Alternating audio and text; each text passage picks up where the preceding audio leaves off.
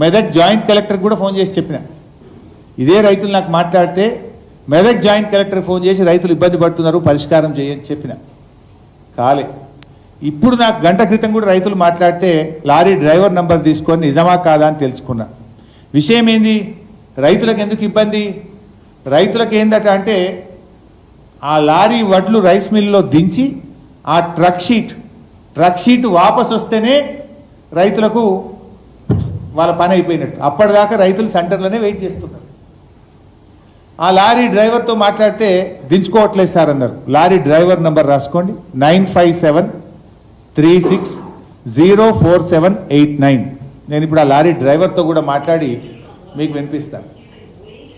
అంటే మాటలు కోటలు దాటుతున్నాయి, ప్రాక్టికల్గా ఫీల్డ్లో క్షేత్రస్థాయిలో రైతులు ఇబ్బంది పడతా ఉన్నారు. ప్రభాకర్ రెడ్డి గారా? అవును సార్. లారీ డ్రైవర్ బాబు? సార్ లారీ డ్రైవరా మీరు? అవును sir, lorry driver.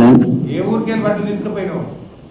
Sir Medak పక్కన ఈ ముత్తాయి కోట ఉంది కదా సార్, ముత్తాయి కోట మీద అదే సార్. ముత్తాయి కోట నుంచి మొన్న రాత్రి బట్టలు తీసుకుపోయినావు? మొన్న నైట్ ఆన్సి బయలుదేరినా సార్, 12-1 సార్ నైట్. నేను హరీష్ రావు మాట్లాడుతున్నా, ఇంతకుముందు నీకు ఫోన్ చేసిన కదా సార్. మీ నెంబర్ ఆడాలి తెలుసు సార్, మీరు చాలా సార్లు ఉంటాను నేను.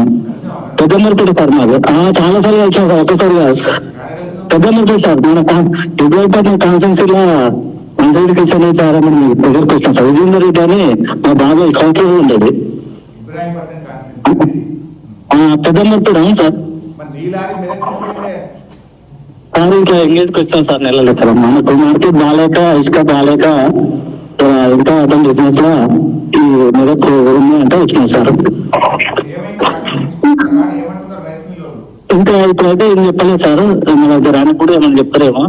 ఇంతకుముందుకే మళ్ళా ఒట్లు బొమ్మ ఓట్లేదు సార్, మళ్ళా చెక్ చేసారు. అదేమన్నా చెప్తారేమో సార్, ఒక ½ అవర్ లో 1 అవర్ లో వచ్చినాయి సార్. అవును సార్, మళ్ళీ ఇప్పుడు మీరు చేసినాక మళ్ళీ వచ్చారు సార్, వీళ్ళు వచ్చి మళ్ళీ బొమ్మ కొట్టారు. ఇప్పుడు ఇంకా ఏం చెప్పలేదు సార్. మళ్ళా ఇంతకుముందుకు అయితే ఈ మొలకలు వచ్చినాయి, వడ్లు తడిచినాయి, పూలు వచ్చినాయి అని చెప్పారు సార్.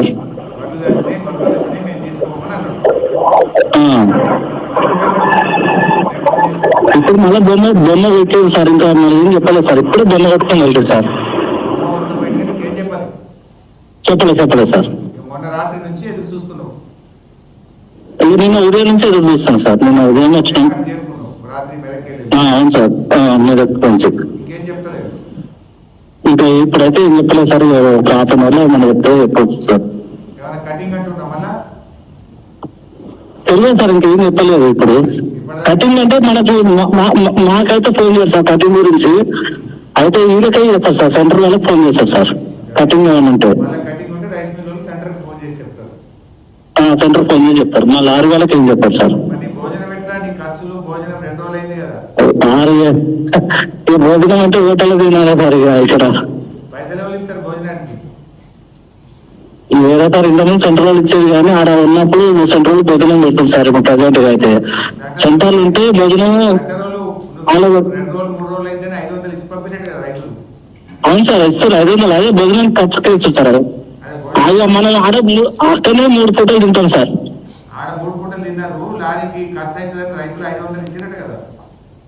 అదే ఈ సెంటర్ లో 500 ఇచ్చారు సార్. అవును సార్, మనకు సెంటర్ ఇన్ఛార్జ్ ఇచ్చింది సార్ 500. అవును సార్. సార్ ఖచ్చితంగా సార్. మీరు ఇంకో నెంబర్ ఉంది సార్ మీది, అప్పుడు లాస్ట్ ఆన్లైన్ లో 399 ఉంటుంది కదా సార్. Okay sir. మిమ్మల్ని కలుద్దామంటే ఇప్పుడు వీలు పడతలేదు సార్. మీరే మాకు ఫోన్ చేస్తే ఆయన కళ్ళ కూడా ఉంటుంది సార్.